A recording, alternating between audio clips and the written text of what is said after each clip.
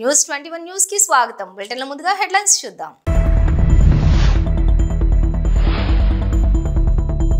చేతులే చిట్టివి, మనసు మాత్రం పెద్దదే. సీఎంనే కదిలించిన చిన్నారులు.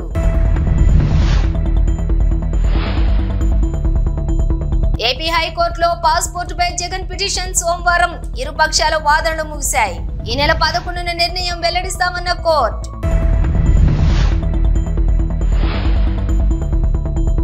తెలంగాణలో కొత్త రైల్వే స్టేషన్లు, రోడ్ల విస్తరణ. సీఎం రేవంత్ కు కేంద్ర మంత్రి లేఖ. ఆకస్మిక వరదలతో అతలాకుతలమైనటువంటి విజయవాడను ఆదుకునేందుకు దాతలు ముందుకు వస్తున్నారు. సీఎం సహాయ నిధికి పెద్ద ఎత్తున విరాళాలు అందిస్తున్నారు. ఈ క్రమంలోనే చిన్నారులు తమ పాకెట్ మనీని విరాళంగా అందించిన వైనం అందరినీ ఆకట్టుకుంటోంది. పశ్చిమ గోదావరి జిల్లా పెంటపాడు మండలం పడమర విప్పూరులోని శ్రీ విద్యానికేతన్ స్కూల్ చిన్నారులు వరద బాధితుల కోసం తమ పాకెట్ మనీని విరాళంగా ఇచ్చారు. పసిపిల్లల దగ్గర నుంచి ఒక్కొక్కరుగా వచ్చి తమ విరాళాన్ని అందిస్తున్న వీడియో ఇప్పుడు నెట్టింట వైరల్ అవుతోంది. ఈ వీడియో చూసిన నెటిజన్లు చేతులు చిన్నవైనా మనసు మాత్రం పెద్దదంటూ కామెంట్స్ చేస్తున్నారు. ఇక చిన్నారుల పాకెట్ మనీ విరాళం వీడియో సీఎం చంద్రబాబు వద్దకు కూడా చేరింది. విజయవాడ వరద బాధితుల కోసం చిన్నారులు విరాళం ఇవ్వడాన్ని చంద్రబాబు మెచ్చుకున్నారు. వారిని ప్రశంసిస్తూ ట్వీట్ చేశారు. చిట్టి చేతులు పెద్ద సాయం చేశాయంటూ చంద్రబాబు నాయుడు వారిని ప్రశంసించారు. విద్యార్థులకు ఉన్నత విలువలు నేర్పుతున్నటువంటి స్కూల్ యాజమాన్యాన్ని అభినందిస్తూ ట్వీట్ చేశారు. ఆంధ్రప్రదేశ్ మాజీ ముఖ్యమంత్రి వైఎస్ జగన్మోహన్ రెడ్డి పాస్పోర్టు వ్యవహారం హైకోర్టులో విచారణ జరిగింది. జగన్ దాఖలు చేసిన పిటిషన్ పై ప్రభుత్వం, జగన్ తరపున లాయర్లు వాదనలు వినిపించారు. విజయవాడలోని ప్రత్యేక కోర్టు ముందు హాజరు కావడం నామూషిగా భావించి ఆ కోర్టు విధించిన షరతులపై మాజీ సీఎం జగన్ హైకోర్టును ఆశ్రయించారని ప్రభుత్వం తరపు పీపీ వాదనలు వినిపించారు. జగన్ 3-4 కిలోమీటర్ల దూరంలో ఉన్న విజయవాడ కోర్టుకు వెళ్లకుండా ఎగ్గొట్టాలని, పాస్పోర్ట్ రెన్యువల్ విషయంలో పూచీకత్తు సమర్పించేందుకు ఆయన నామోషిగా భావిస్తున్నారన్నారు.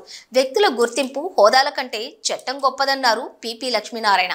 ఎవరైనా కోర్టుల్లో విధించిన షరతులకు కట్టుబడి ఉండాల్సిందేనని, చట్టం కంటే ఎవరూ ఎక్కువ కాదన్న విషయాన్ని గమనించాలన్నారు.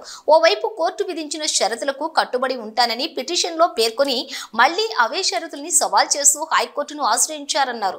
2018లో విజయవాడ కోర్టులో నమోదైన పరువు నష్టం కేసు గురించి జగన్ కు తెలుసని, ఆయన ఎన్నికల సంఘానికి 2019-2024 ఎన్నికల అఫిడవిట్ లో పరువు నష్టం కేసు పెండింగ్ లో ఉన్న అంశాన్ని నంబర్తో సహా ప్రస్తావించారన్నారు. తెలంగాణ సీఎం రేవంత్ రెడ్డికి కేంద్ర మంత్రి కిషన్ రెడ్డి లేఖ రాశారు. తెలంగాణ రాష్ట్రంలో మౌలిక వసతుల అభివృద్ధిపై కేంద్ర ప్రభుత్వం ప్రత్యేక దృష్టి సారించి 10 ఏళ్లుగా ప్రత్యేక శ్రద్ధ చూపిస్తోందని కిషన్ రెడ్డి తెలిపారు. మరి ముఖ్యంగా రాష్ట్రంలో రైల్వే రంగం అభివృద్ధి మిషన్ మోడల్లో పూర్తవుతోందన్నారు.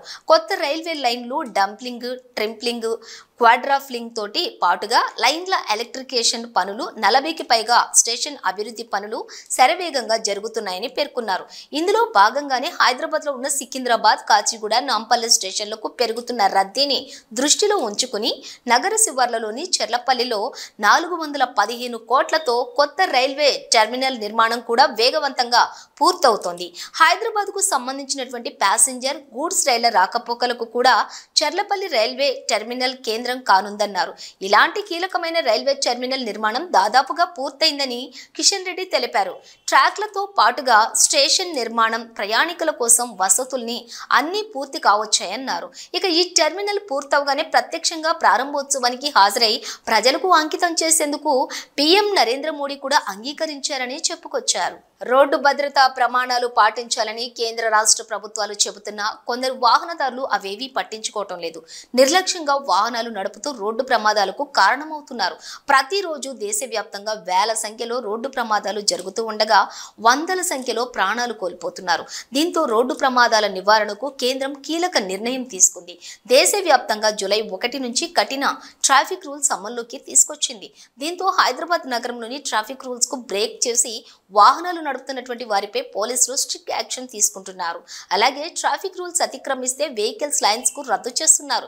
ఇక ప్రస్తుతం డ్రంక్ అండ్ డ్రైవ్, నిర్లక్ష్యపూరిత డ్రైవింగ్ తదితర కొన్ని ఉల్లంఘనలకు అధికారులు లైసెన్స్లను రద్దు చేస్తున్నారు. ఇక నుంచి signal jumping, triple riding, over speed, helmet లేకుండా డ్రైవింగ్ చేస్తే వారి లైసెన్స్లను కూడా రద్దు చేసేందుకు సిద్ధమయ్యారు. ఈ మేరకు హైదరాబాద్ ట్రాఫిక్ పోలీస్, రవాణా శాఖ అధికారులు సంయుక్తంగా విధి విధానాలు రూపొందిస్తున్నారు. స్పెషల్ డ్రైవ్లు చేపట్టి రూల్స్ బ్రేక్ చేసిన వాహనదారుల లైసెన్సులు రద్దు చేయాలని నిర్ణయం తీసుకున్నారు. కేంద్ర ప్రభుత్వం ప్రవేశపెట్టిన వర్క్స్ బోర్డు సవరణ బిల్లును తెలంగాణ వర్క్స్ బోర్డు వ్యతిరేకిస్తోందని బోర్డు చైర్మన్ సయ్యద్ అజ్మతుల్లాహ్ హుస్సేని అన్నారు. హైదరాబాద్ నాంపల్లి హౌస్ లోని వర్క్స్ బోర్డు కార్యాలయంలో ఏర్పాటు చేసిన సమావేశంలోని ఆయన మాట్లాడారు. కేంద్రం తీసుకొచ్చినటువంటి ఈ బిల్లును మొట్టమొదటిగా తెలంగాణ వర్క్స్ బోర్డు వ్యతిరేకించిందని ఆయన తెలిపారు. వ్యతిరేకించడంతో పాటు తమ వివరణను ఈ నెల 6న పార్లమెంట్లోని 34 మంది ఎంపీలతో కూడినటువంటి జాయింట్ వర్కింగ్ కమిటీ ముందు ఇచ్చామన్నారు. కమిటీ తమ సూచనలను అభ్యర్థనలను అడిగి తెలుసుకున్నారని పేర్కొన్నారు. కేంద్ర ప్రభుత్వం ఏదైనా చట్టాన్ని సవరణ చేస్తే బలోపేతం కోసం ఉండాలని, కానీ నిర్వీర్యం చేసేలా ఉండకూడదన్నారు. ఈ బిల్లుకు వ్యతిరేకంగా కాంగ్రెస్ పార్టీ దేశవ్యాప్తంగా మద్దతును కూడగట్టి బిల్లును పాస్ కాకుండా చూస్తోందని ఆయన స్పష్టం చేశారు.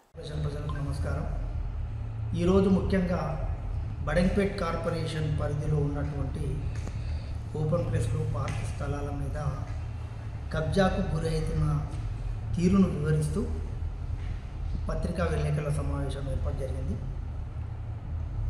బడంపేట్ కార్పొరేషన్ 31వ డివిజన్లో సుమారు 5,000 గజాల ఓపెన్ ప్లేస్ లేఅవుట్లో ఉన్నటువంటి ఓపెన్ ప్లేస్ స్థలాన్ని ప్లాట్లుగా చేసి 23 ప్లాట్లను చేసి ఒకటే రోజు సంబంధిత ల్యాండ్కు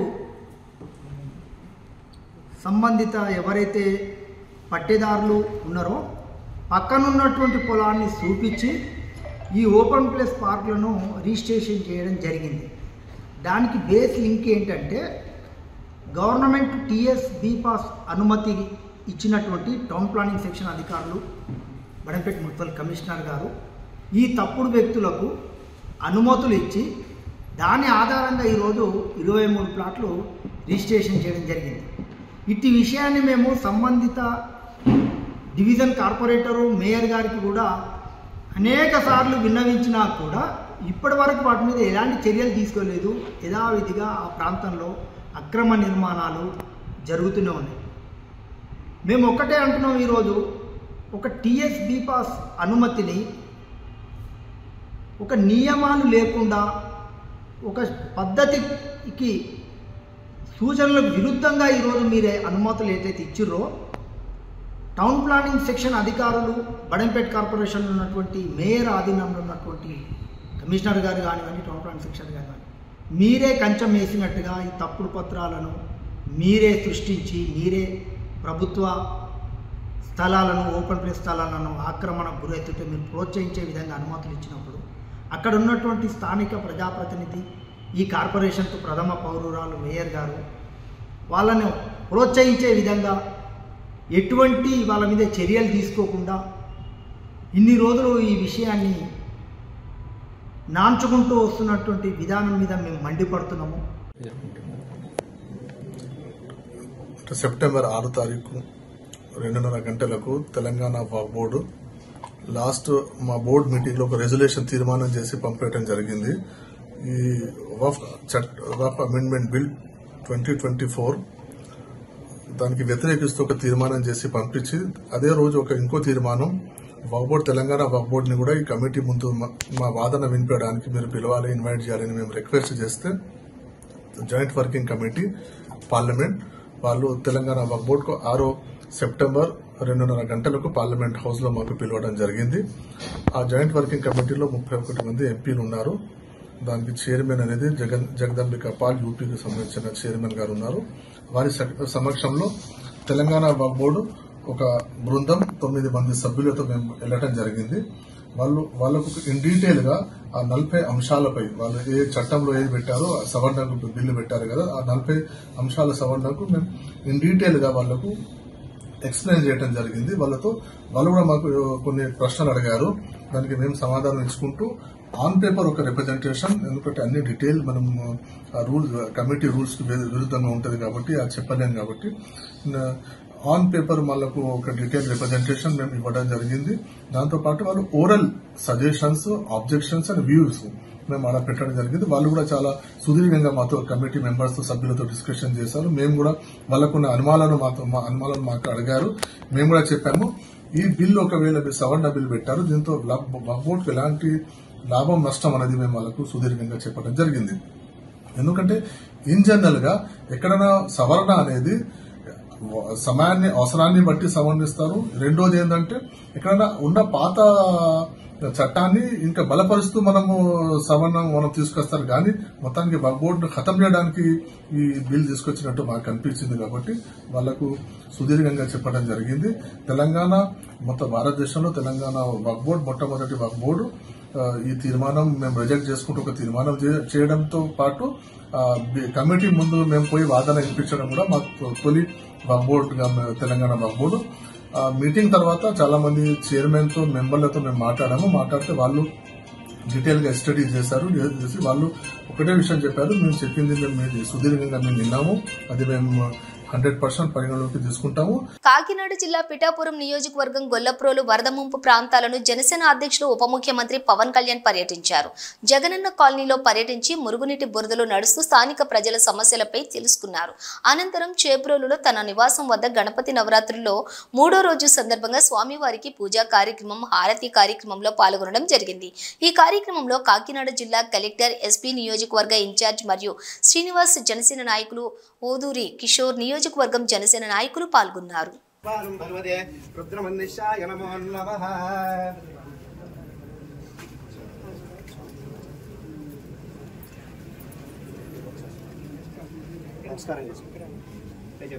అపరాధ సహస్రాని క్రియంతే అహం నిశం మయా దాశోయం మాం మత్వ క్షమస్వ.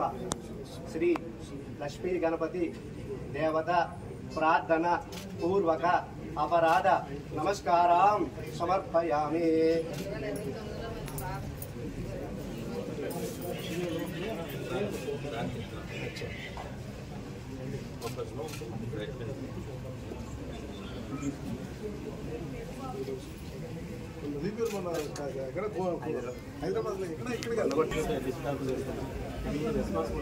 కిషోర్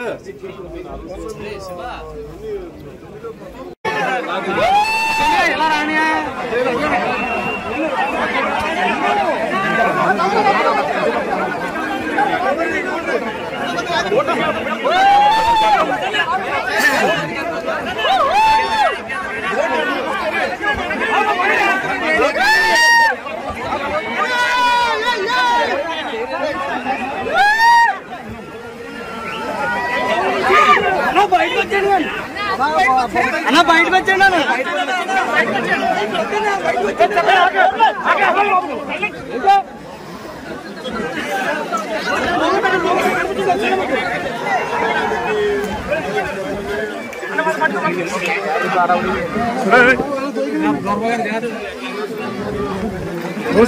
కొయ్యది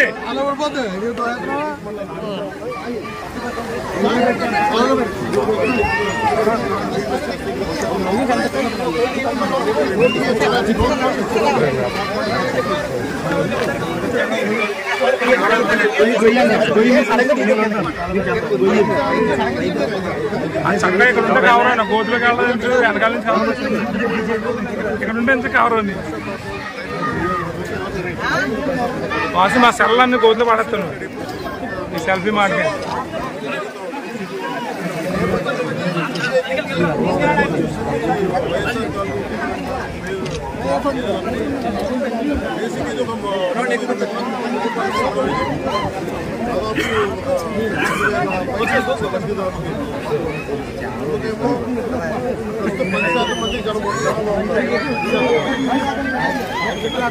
చూస్తే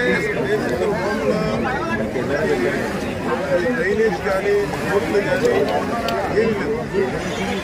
వాళ్ళు అడిగేదంటే